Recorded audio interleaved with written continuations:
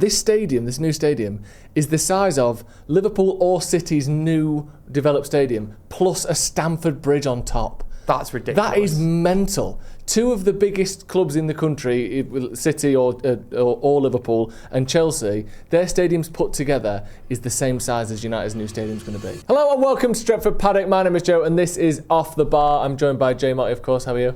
Excited, man. Yeah, me too. So excited. It's been so long since we've had this legend on the channel. Yeah, Gaz Drinkwater from BBC Radio Manchester, formerly, of course, full-time Devil, Stretford Old Paddock, school. all sorts. How you doing, Gaz? Yeah, doing good, mate. Thanks for getting me on one of the very few days that I think we can actually be positive about Manchester United goings on. There's a lot to talk about today. We've got these an hour and a half's worth of interviews that came out yesterday from Jim Ratcliffe. Then we've got all of this new stadium talk. The carnage, this sort of all the stuff that's followed from that. Does it look like a circus tent? Does it look like a mosquito net? We'll get into all of that. But let's just start with the stadium, and then we'll, like I said, we'll talk about some of the other stuff that he spoke with Gary Neville, and I think it was Dan Rome from the BBC. Guys, let's get your thoughts first of all. What do you make of the designs and the plans for United's new stadium? I really like it. Yes. I really, really like it, mainly because it's not a soulless bowl that I think we were all expecting. Now, don't get me wrong, even if it was, right? I'm frowning, not because, he's just echoing everything you've been saying upstairs. He's copied me. Yeah. It's Sorry, continue. All I do is watch this channel, watch whatever Joe says, and I take my opinions from Joe. You were so keen to get him into You watch stuff that I just say privately in the office somehow. Have a live feed to the office. Talk to me about this soulless ball. I like this. No. So what I will say is Spurs' ground, like on the inside, it is a bit, soulless, and it is a bit like every other generic massive ground. On the outside, it's awe-inspiring though. Genuinely, when you're walking up to it, you're like, I can't believe that Tottenham play here. This is ridiculous. So I was just looking forward to United getting something like that and something to that scale. But the fact that they've got something to that scale, it looks a little bit different. And I know that some people are sort of umming and ahhing about what they think based on the concept pictures. But I think when it's actually up, when it's actually built, I think it's going to look majestic. I can't wait. And that the sort of Wembley Way type walkway up to the ground as well. Oh, looks incredible. I can't wait to be walking along there. Do you know what? You make a good point. Like trudging down that way after a defeat to Crystal Palace is going to be so much better than trudging out of Old Trafford down to Matt Busby. The thing you have to remember as well is because of the canopy, you'll only be rained on for the final 2/3 of the walk. When Bournemouth, do you know what I mean? Score their third and I decide to leave. Yeah, and you can hear the amplified sound of the away fans echoing down the inside of the canopy as you leave the stadium. It sounds like you're basically in the away end. That'll be a sweet, sweet moment, won't it? Do you know you referenced that mosquito net? Yeah. The top of it. What actually is that? What is it made of? I don't know. They've said that it can capture rainwater and electricity, and I don't hopefully know. Not at the same hopes time. And dreams. Yeah, hopes and dreams. Optimism. What is this? Yeah, you can literally see people's dreams leaving and then being caught by the net, condensing and falling back on us. Monetize your dreams. Yeah, exactly. That's going to fund the stadium. I don't know exactly what it's made out of, obviously, but I wonder if it'll be. I can't tell if it's like plastic panels or whether it's like a sort of metal mesh or whether it's that kind of bubble stuff that they have at Victoria Station. I don't really know what it's made of. It looks like it's draping, but it's not actually going to be like flapping in the wind. No. I guess some sort of plastic. I'm not sure what it is, but by the sound of it, it's meant to be eco-friendly and all that. But I guess that will. I can imagine when you walk into the stadium, the sound of the people inside chanting, hitting that and coming back down, it's going to be really loud around the stadium itself, isn't it? Presumably. I've not really thought about that. Yeah, that'll be interesting. I don't know if that is the case, and if you own a restaurant down there and it's just going absolutely ridiculous with a Taylor Swift gig going on and you can't even hear you. Oh God, no, that's a good point. But it's not just going to be football, is it? It's going to be all well, that's the other there. thing. Do you care about all that, Jay? Does it bother you in the slightest that we're probably going to have NFL games there? You're probably going to have, Oasis's second reunion when they've fallen out again might well be there. Maybe a bad example with them being City fans, but you know what I mean? It's not just going to be a stadium, it's going to be all sorts. I wasn't that bothered, right, until City got their act together. Yeah. And then I thought, actually, why should they have all these things down there when we can have them? We should be having that Do you know what I mean? And I think that if you are going to have a modern stadium, you should be... I'm not bothered about NFL games as such, but I get the idea of having like gigs and stuff there and events there and stuff like that. And also, just for the whole match day experience, I know people don't like it, and because we've sort of been so anti-Glazer, and people like me and you guys and you as well, Joe, we've always just sort of, right, well, we'll go to the game, we'll get behind the team, but we ain't spending the day at Old Trafford, spending money and all the rest of it, and, you know, you won't get us in a club shop or whatever. But I think... if we are moving towards that whole match day experience, and we are moving towards a stadium where, like other modern stadiums, where you can go there a bit early and get a scran and all that, and get something to eat, something to drink, as well, then I'm all for that, because I do think it's a bit embarrassing at times when you go to other stadiums that are new, and we've all done it. You know, we've been to America, you go to the new Wembley or whatever, or when I was over in Madrid to the Atletico Stadium, you'll go there and it's like you can get there a bit earlier. There's different foods to eat. You can go and do some stuff. At United, there's nothing to do. I took my kids, because we were going to go to the protest at the weekend. When we got to the protest, one of my lad was a bit nervous, a bit scared. So I said, right, I'm not going to force him. I'm not one of them. I was like, right, come on, we'll just go in the ground early then. Went in and like, there's nothing to do. No. Just sort of, we sat around just watching the grass grow. He could have half a dozen pies. That's a good point, yeah. He could, but he has like a 4 pie a day limit, so I didn't want to overdo it. But like, that's it, innit? Pies or, you know, Bovril or whatever. Does he not like plastic glasses of wine? What is this kid? Surely, half a dozen pies and 2-3 litres of wine and he'll be fine. Come on, Jay. Can I tell you what happened to me as well? Yeah, the most embarrassing thing that's ever happened to me at going into United. I took some sweets in for him, right? And I thought... Condom up the arse? No, it would have been less embarrassing than what actually happened. So, this is so cringe. Can't even repeat it. So, I got him like tubes of sweets rather than bags of sweets. I thought it's easier. And as we got to the stadium, I thought, are you allowed to take sweets? I don't think you are. Like, they won't let you take in your own sweets. So, I put them down my sock, right? What, loose? No, like a tube of like Mentos and a tube of Frutella. And right, which is so dumb, because I should have just like took them in. Yeah. And then I got there, and the guy, like, I had like the most stringent security guy ever. Usually the security guy just goes like, yeah. But the guy actually like proper searched me. Found him, and then asked me like, what's that? And I had to say, it's sweets. And then pointed at my kids. And then made out like he had some medical condition, like he needs them. He needs them. If he didn't have his Mentos, something probably really bad about him. Son of my daughter, my daughter, thank God, wasn't lucky. But someone's like, he needs them. He's on Mentos. Yeah, no worries. He went, no worries, like, as if to say, you idiot, why have you put them in your sock? I'd love it if you'd put them in loose. I don't know, just honestly. Bunched up around your ankle. The saving grace was, because we were so early, there was no one around. Because I thought, that's my entrance where I go with my mates. If they'd have seen that, I'd have filmed it. And that is never, quite honestly, you know, you feel yourself going red. Yeah, that is awful. And like, my kids are watching it. Well, one of them was watching this absolute debacle, and I was like panicking, thinking I've just been all the things I've taken to Old Trafford as well over the years, allegedly. And it's sweets that I got caught with. So bad, isn't it? Yeah. That's funny though. But hopefully, in the new gaff, you can bring your own sweets, or they'll have sweets for sale in there. Yeah, there were.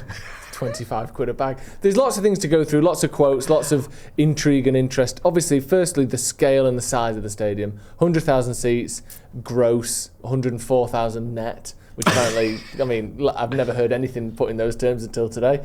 Have you not heard that yet? What? So, I don't get what do you mean? No, I thought you were messing about. No, that's the actual truth. So I think that means 100,000 seats and 104,000 including TV companies, the playing staff, people in the kind of executive boxes. I think the stadium itself can support 104,000 people, but there will be 100,000 seats. Right, okay. Which I hope there's slightly more than 100,000, because when they read the attendance out, you want it to say 100,000, not every single week it's 99,150. Doesn't that sound good though? 100,000. Well, just to put that in perspective, people. right? Liverpool and City have spent loads of money on redeveloping their stadiums in the last few years. City putting a new end on. Liverpool have done a similar thing. This stadium, this new stadium, is the size of Liverpool or City's new developed stadium, plus a Stamford Bridge on top. That's ridiculous. That is mental. Two of the biggest clubs in the country, City or Liverpool and Chelsea, their stadiums put together is the same size as United's new stadium's going to be. That in itself is remarkable, isn't it? This is the thing, though. You've got to remember, and I know you know it, but United have always had a massive fan base. Yeah. And it's this myth that, oh, well, we've only had, big crowds since the Fergie era or whatever. We were having massive crowds when we were in when we were relegated. Yeah. Like, if you look at the highest attendance in 74, 75, United are right near the top. We're in Division 2, which was the second tier. We've always had a huge fan base. We've always had a lot of fans. The difficulty a lot of fans have had is being priced out or not being able to get tickets, especially for the big games, because you've both had it when it's like, an Arsenal or Liverpool or whatever, or City, and it's like, people asking for tickets, you can't get tickets. I think if we have a 100-seater stadium, as long as there's some affordable tickets in there, I think you can certainly sell out for a lot of games. Obviously, you might not sell out for all of them if you've got, like, if we're still in the Europa or whatever. Exactly, I don't think this is why it's really important that United are back towards the top, at least playing the Champions League, because you can imagine a Europa League game, the Carabao Cup game in a midweek against some lower division side. It's going to be about 60 there, isn't there? You make a good point. What I would say is that hopefully if we're not challenging at the top, the powers that be would have to realise, if you want to fill that stadium, you're going to have to lower your ticket prices, because you can't be charging people like 70 quid or 66 quid or whatever it is to watch United versus, no disrespect to them, but Sociedad in the Europa when there's, 100,000 seater stadium there, because you get away with it a little bit at the minute at Old Trafford, because you've obviously been there a lot this season. When even there's like a Barnsley in the Carabao or whatever, and there might only be about 60,000 there, it's still quite busy. It still looks quite full. Yeah. If you've got a 100,000 seat stadium and it's only got 60,000 in it, it don't look full. It's 40% of it is empty. And the atmosphere gets killed as well because people just scattered around as well. So I'm hoping that we don't get to the point where we're still rubbish and we're playing in the lower competitions or less competitions. But if we are, I hope that United take that into consideration and realise that you can't just take for granted that you're going to get 100,000 people turning up to watch United get battered every week. It's still mental just how big Man United are, though, isn't it? Yeah, it is. You look at Liverpool this season, they're going to win the 20th league title, matching United.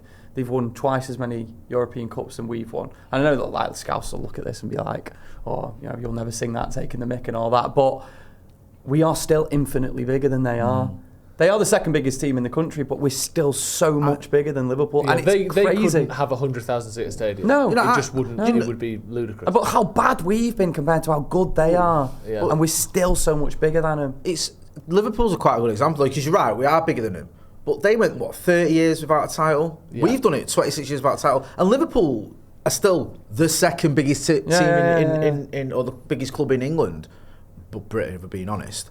And still had a big fan base, considering they didn't win any titles for 30 years. We still had the biggest fan base, considering we didn't win anything for 26 years. So it's a testament to the amount of fans that United have got, and also some of the historic clubs. I think other clubs, I'm not just saying this to throw shade, but Chelsea started winning things. City started winning things, obviously, a lot lately. Yeah. But they haven't got anywhere near the same amount of fans. Yeah, but you can see why with City, though, because of the project, and it's not quite as romantic, and it's the romance of United. Yeah, Don't get me wrong, true. Liverpool have that romance as well, but I think it's all that combined. Yeah, you're right. You look at City as well, they're in their first generation of being this team. Yeah. So if you're a kid now, presumably not too many adults have switched allegiances, although I know it happens. But if you're a kid deciding who to support, you might well pick Man City now. But your kids, you don't have your kids yet. They haven't had their kids. You haven't got this we've been as big as anyone since the 50s. And then we've been as successful as anyone for 30 years since I've been born. Yeah. Like, that's enough time for 4 or 5 generations or 3 or 4 generations of people to come through and have their kids, and 20 years later have their kids or whatever. So it's going to take a long time for City to remotely catch up. All right, lads, let's talk about something serious for a second, and that is your health. If you're struggling to focus, feeling a little bit low energy, or just not quite feeling yourself, it might not be the weather, it could be due to low testosterone. If that sounds like you, then Manual, the UK's trusted low testosterone clinic, is here to help. Manual helps men learn if they have low testosterone levels, and if they do, helps them get to a healthy range using treatment. It sounds simple, but with 90% of UK men being undiagnosed, Manual's impact could be life-changing. 1 in 4 men over 30 have low testosterone, and this test can help you find out if you're one of them.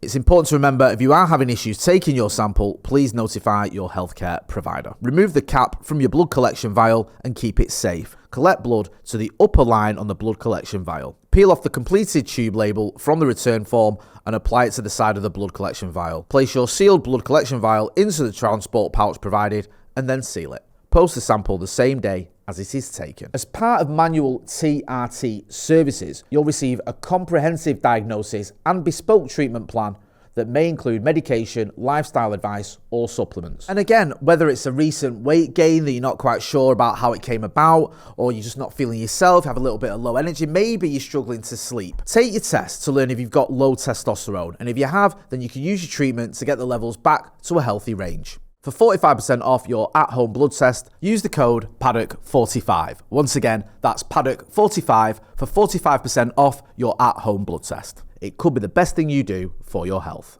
So there you go, I've sent off my test for manual, waiting for the results. Something that everyone, as the advert says, should look into, because sometimes the symptoms, you're suffering from like lack of sleep, fatigue, low energy, you might feel a little bit down in the dumps.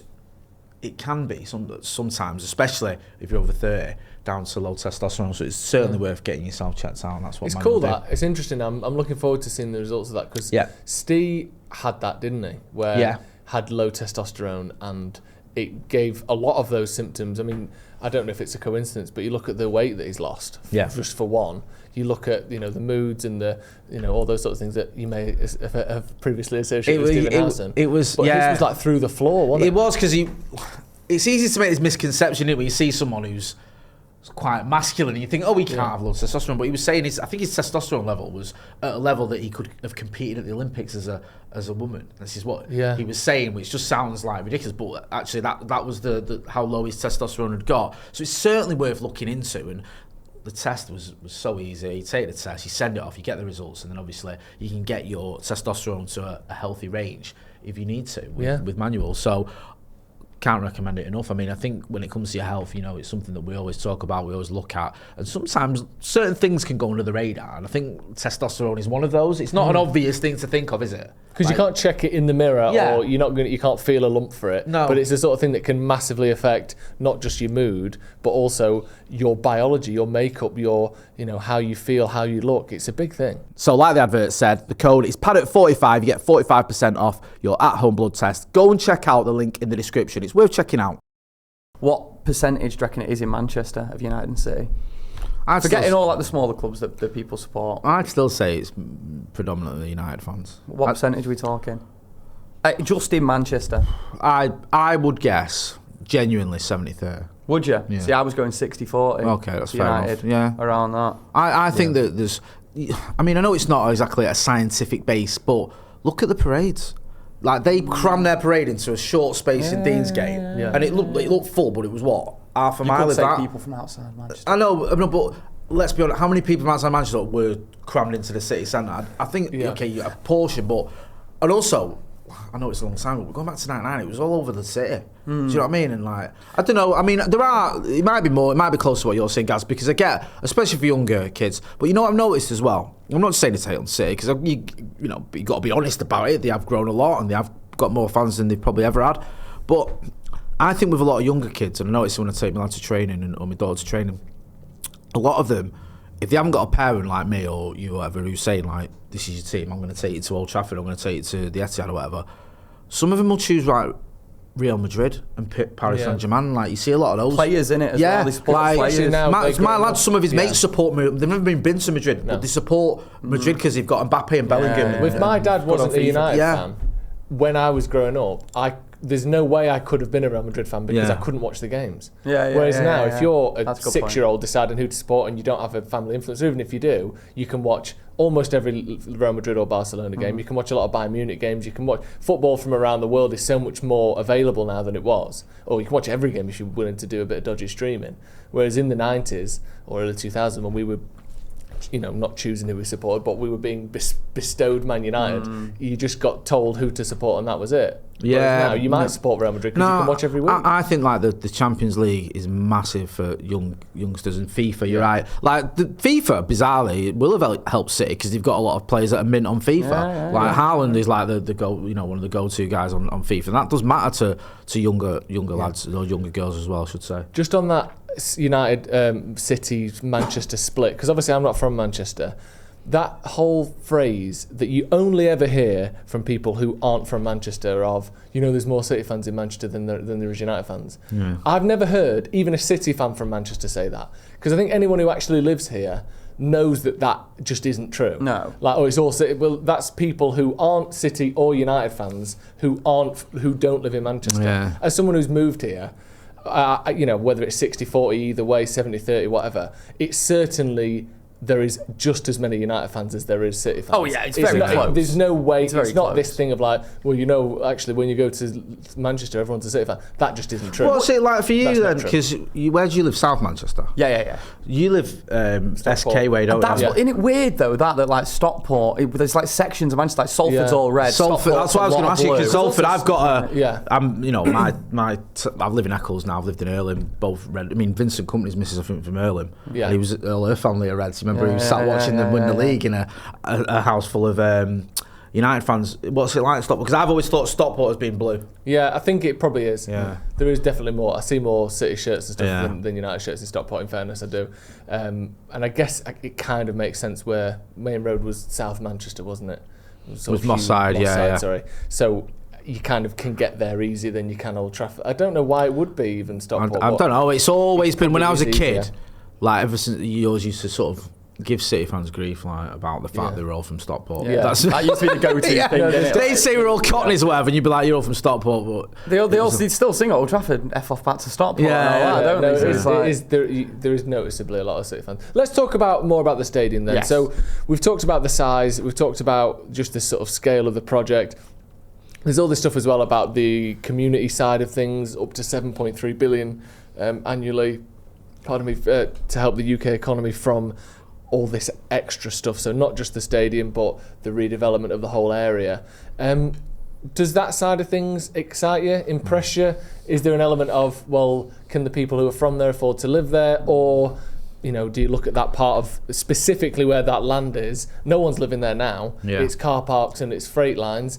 Do you think this is all positive, or do you have any reservations? I am slightly worried. Like, I remember being on, I think it was BBC Breakfast at one point, and Kieran Maguire was on there as well, and he sort of threw me under the bus. It was live, and he was like, even Jay's got to admit what City have done for East Manchester's great, in it, regenerating that area. Yeah. And I was like, and I'm just genuine. I said, regenerating an area is great, but what have they done for low-income families? Are they benefiting from that? I don't think they are to a great degree, which is what you want to see. Like, it's not good saying, we're going to regenerate the area so that loads of rich people can move in, and that's not what I'm about, and I never have been. And I want to see. I used to live in Stretford, which isn't far from Old Trafford. I used to walk to Old Trafford, and that area needs a bit of redevelopment. And if this regeneration of that area can help people in that area get jobs and maybe to a less degree or to some extent get new homes or whatever, then I'm all for that. Yeah. What I don't just want to see is like the gentrification of certain areas. And you're right, because a lot of it is just like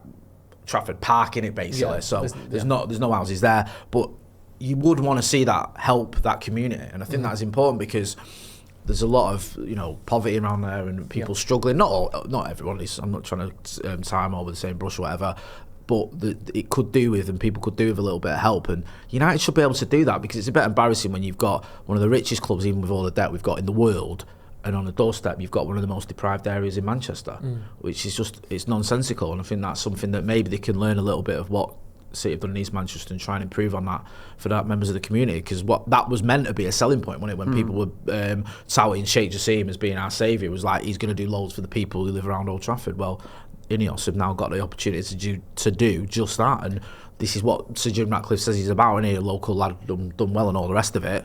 Well, show us. It makes me think back to when I was a kid, and I remember like really, really young, on my first few walks up to Old Trafford, and I'd be there with my granddad, and I'd be looking at the houses like on the way up to Old Trafford, I'd be like, wow, granddad, these people who live outside Old Trafford, that house must be worth £1 million, wouldn't it? That must be £1 million, that house. It's got a washing machine in the front garden. Like, Gaz, it's not worth £1 million. And I totally agree, though. Look, you want to see that area change, because, look, it needs... and I'm not trying to look down my nose at anyone. I live in a working class area myself. I always have done. It's just, I think it's factually, it could do with a bit of help. It's a difficult dynamic as well, isn't it? And we're not politicians or people who know exactly how socioeconomics work. Speak for yourself. Yeah, sorry, you are, Gaz. So they're talking about Thank you. 92,000 new jobs and more than 17,000 new homes. But presumably a lot of those homes will be in areas that currently don't have any housing. Like we've said, I haven't seen too much talk about knocking stuff down and rebuilding stuff. A lot of that area, like you said, it's industrial at the minute. Yeah.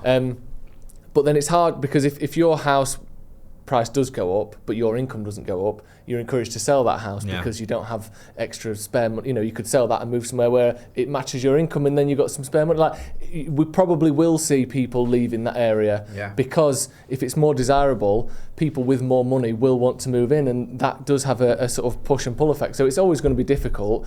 And when we talk about redeveloping an area, typically, like you said, Jay, what that means is stuff gets more expensive. Housing gets more expensive. If you go to Ancoats 20 years ago, you could have bought half of it for a couple of £1 million. Now, the new flats and sort of 2-bed townhouses are costing £300,000-400,000. It's crazy what's going on in Ancoats, isn't it? When I was a kid, Ancoats was the kind of place, no disrespect, but you avoid it if you could, because you might get your head kicked in. And now it's one of the most sort of illustrious places to live in Europe. Yeah. And you think you can't have working class families with relatively low income benefiting from that completely. It's a good point. It's so hard to get that balance. It's something that they need to sort of square that circle and work out a way to help that area without just moving everyone out of it. And you hope with the people that are involved, the types of people that are involved, that you would think a lot of thought will be put into that. Like, this isn't a sole Sir Jim Ratcliffe project, because if it was, see you later, lads. We're bulldozing your gaff, and then it's a great point. Now it's like even someone like Andy Burnham, and I quite like Andy Burnham. I know some people don't, but I've always got on with him, interviewed him a few times, and I think his heart's in the right place, and he knows like he's going to be relying on a lot of these people just to vote for him. To show that he's doing the right thing if he's involved in this. So if he is, he's going to want to show that this isn't just about annoying everyone who's working class in that area to the point where they're all just sort of turning against him and that can sort of spread. He's going to have to, as a politician, keep trying to keep those people happy. Also, Gary Neville likes to sort of wear his sort of socialist hat at times, doesn't he, and say he's someone that cares about, comes from a working class background, cares about the working class. And again, this is the opportunity to show that, because I think he's been part of this task force as well that's been looking at it. So, I mean, look, they might not do, but you'd like to think they tried to. Did you notice on the pictures that were released as well, when you can see Hotel Football in the corner on one of the pictures? And it looks like it's had a lovely little extension on the outside as well. That's interesting. Who's funded that? Exactly. But when you think of who's putting it all together, again, Ratcliffe, ruthless businessman, but hopefully would have some care for the people of Manchester, being, from Manchester-ish himself. Norman Foster's another, I think he's from Stockport, or certainly he's from around. Is that the architect? Yeah, he's the architect who's kind of put this stadium together. No, he's not in charge of all of it, but you mentioned Andy Burnham there, Gary Neville, people that at least pretend to care about working people, and we'll obviously be able to see how exactly that all pans out. Loads more to go through, of course. So finally on the stadium, Jay, we spoke about it before. Do you like the design of it? Are you excited by just how it looks? I'm hoping it's going to grow on me a little bit. Really? I know you two are like proper loving it. And I get it, the Trident idea is unique. And I understand your point about not just wanting a bog standard is another Allianz Arena type bowl or the Spurs stadium. Imagine it at night, Jay. I know. Imagine what it looked like at night. I know. It's alright. It's just... I'm not too keen on the whole circus tent idea, but hopefully it'll grow on me. Think of it as a mosquito net. Okay. Think of it, Jay, as... I associate mosquitoes with going on holiday as well, so that's good. Yeah, they're good. That's good, yeah, I like that. People love mosquitoes. They're one of the most loved animals. Yeah. Think of it, Jay, not as a circus tent. Think of it as that sort of fabric webbing that you'll get on a nice ham crown. Do you know when you're cooking a little ham and it's got that kind of mesh over it? Yeah. Yeah. Now, Yeah, all right. Yeah. The fabric ham gauze over a gammon. Yeah. Oh, now you like it, don't you? Mouth's watering. Yeah. See? Now put that whole stadium in the oven. If I'm going to watch United lose 2-0 to Newcastle, I can't think of anything better than to watch it under a ham crown. Now we're talking. You've sold it to me. Now we're talking indeed. We'll talk about the stadium a little bit more in a minute, but let's go back a few hours. which is a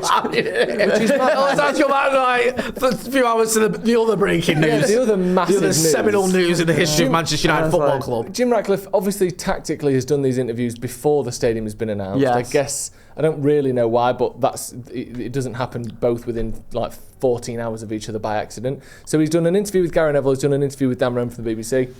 One thing I want to start with is what I deem to be a bad part of that interview. I think there were good and bad parts of it, of both of them. I didn't like him calling out current United players. Strange. And saying listing the likes of Onana, Casemiro and Højlund and putting them in the category of some aren't good enough, some are overpaid. I don't like the owner of Man United slagging off current and not just current. Onana plays every single game. Højlund has played every single game up until the Arsenal game. Why is our owner coming out and slagging them off? To be fair, though, Ruben Amorim did say very, very recently that some players have had a word with him. They know they're not going to be here next season. Yeah. So maybe the manager's already said it to him. Nice little morale booster for him. Exactly, yeah. Why not be like someone like Casemiro? Why would he be arsed right now? Why would he care? He's won everything there is to win in the game.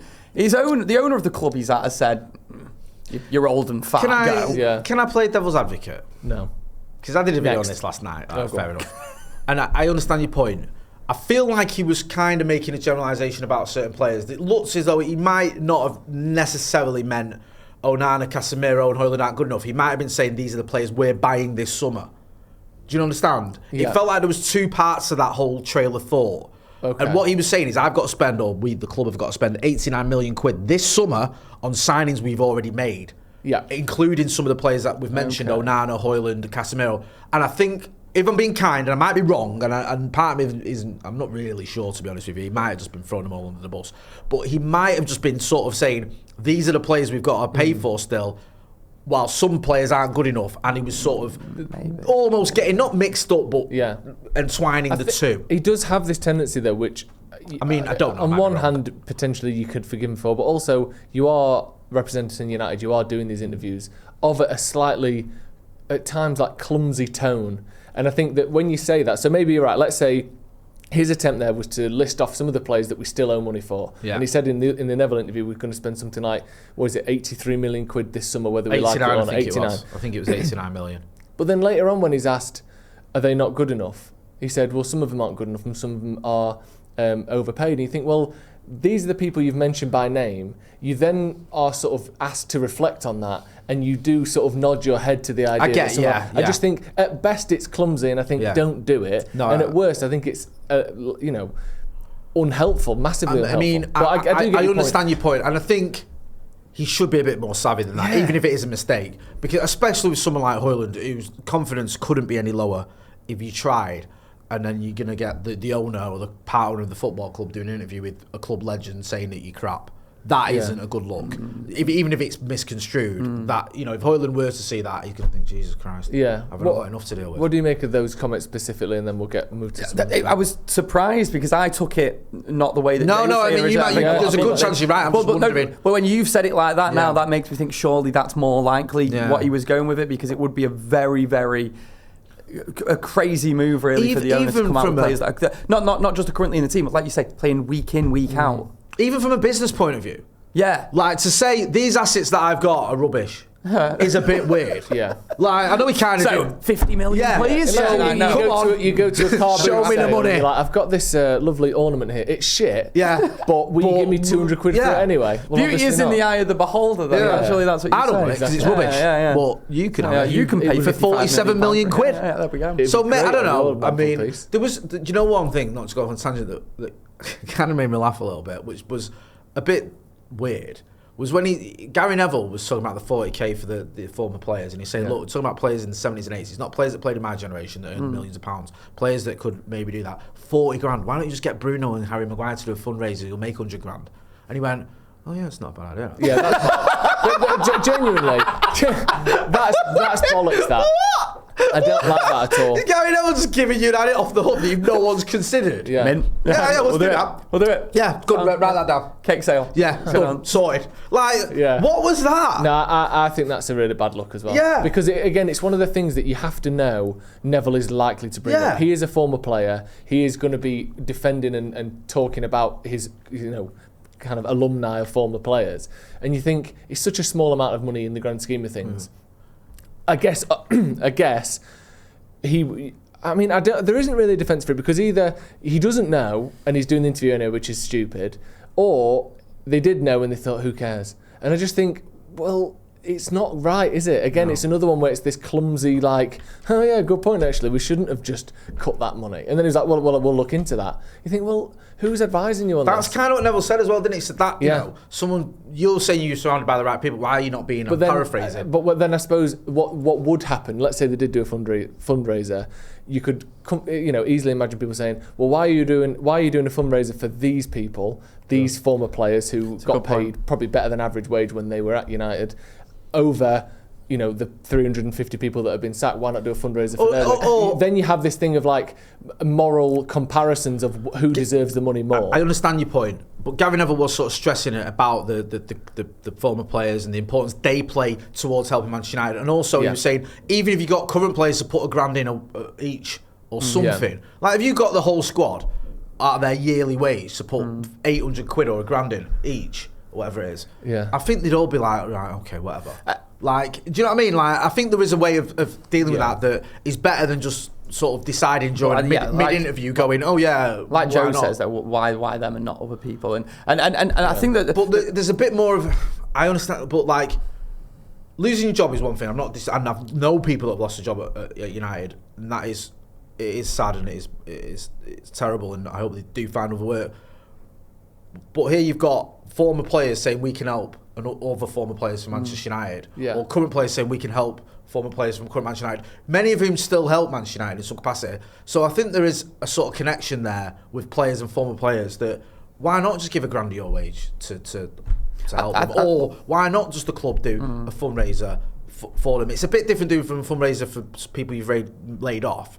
I understand that, but if you're trying to help former players, also just as a sort of a PR perspective as well. I know laying people off is not good PR, but this whole United family and these former players, some of these players, remember when Nobby Stiles had to sell his medals and stuff like that because it was a bad look for the club.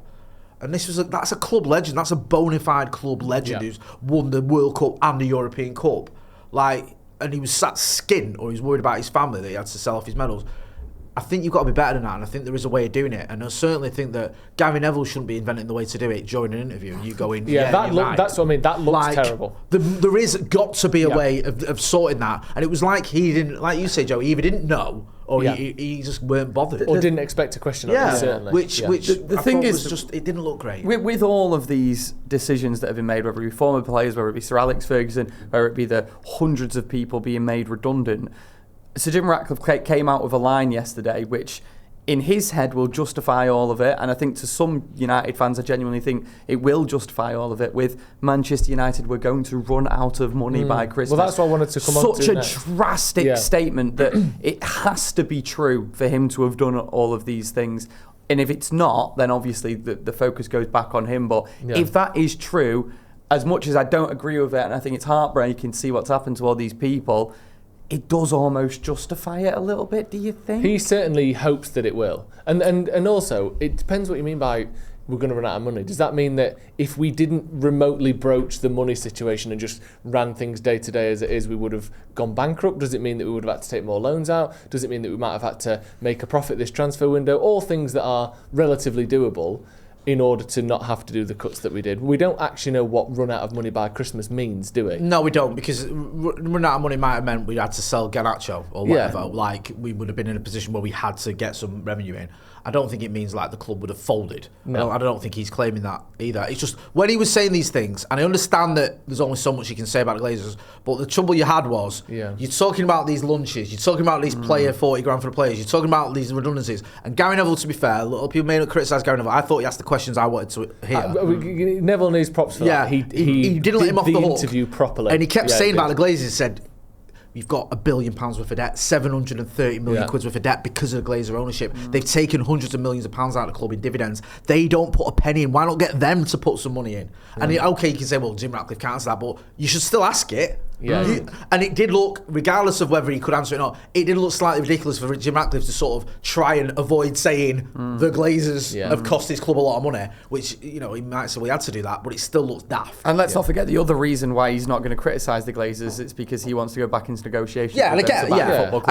It's just, still his from the optics point of view, it looked ridiculous. But he also wants to keep that relationship because he wants the club. He wants the majority of it. I hope so. I think you're right. He does. I don't know when it will happen. If it can happen. saying that since he was. But he does. I cannot see a sort of a way or a future where he'd be happy to just be the minority shareholder forever. And look at the way the club's being run at the minute. We've had no Glazer sanctioned improvements on Old Trafford or basically Carrington, aside from some floodlights and some sprinklers at Carrington or whatever it was. For 20 years. Some trees. Old Trafford is the same as it was. I think the quadrants had been sort of sorted and signed off before the My season ticket chair that I sit in Old Trafford, 10 years ago, we'd missed a chance and I'd leant back in my seat dead dramatically like that. Bent the chair a little bit, so it's like got a white bend mark there, still there. Yeah, exactly. Still, and it pushes you forward, so my legs can't fit in. Literally nothing has been done. Football heritage. At Old Trafford.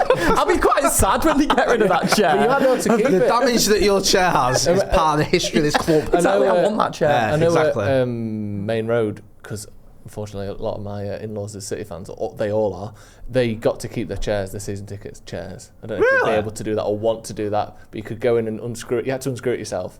You could So a go lot in. of City fans have just got chairs from Main Road. They've got 4 chairs from Main Road in the basement. Really? Yeah. So I don't know if that will be... Ratcliffe will reuse these bad boys. You'll have that chair with a bend in it at the new stadium, no doubt. I hope I can take that. So that could be an option. So for 20 years they've done nothing, and then within 12 months of Ineos coming in, we've already begun work on the new training ground, which is going to be, new training ground, upgrades to Carrington, which will be done this summer, and we've greenlit a 100,000-seater stadium. It's not a coincidence, and I know Ineos have had a lot of bad press, but these are big picture things which are quite hard to do. Like, it's not easy to build the biggest stadium in the country and the most impressive stadium in Europe, or potentially one of the most impressive stadiums in the world. I've not seen anything like it. No. So I think, for me, I do have to give them some credit for this, because it would have been easy for Glazers to just say, no, we're going to keep doing things as we are. Another 20 years could go by with nothing.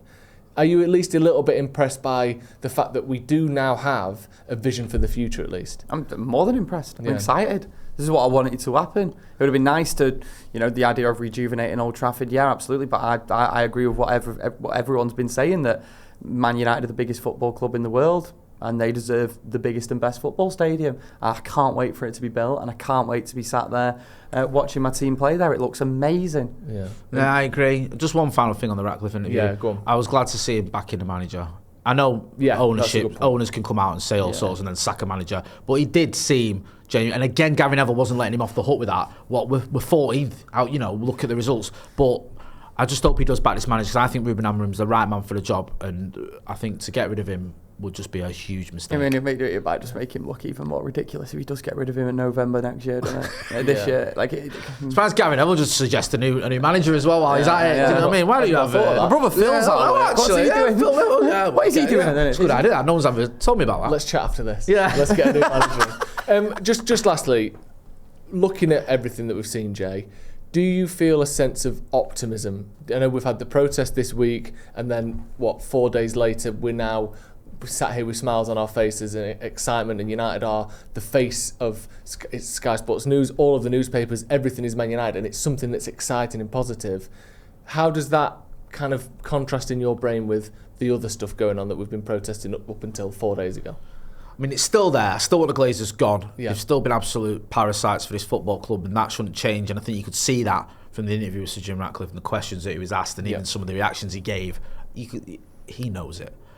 So we still want them gone. But I have a little bit of optimism. I think what this interview and these plans have for me is I'm willing to give them the time or the opportunity. I'll say, okay, show it me then. Like, it's all very well. Everyone can draft up plans. Anyone can give an interview and say these things. Show us. You know what I mean? I think I'm willing to say, all right, like you were saying earlier, Gaz, if these decisions, you have to make them because of where the club's at and it's going to help the club moving forward. I might not like them, but if for the greater good, not to sound too melodramatic, they work, then fair enough. And you've bought a little bit of patience from me.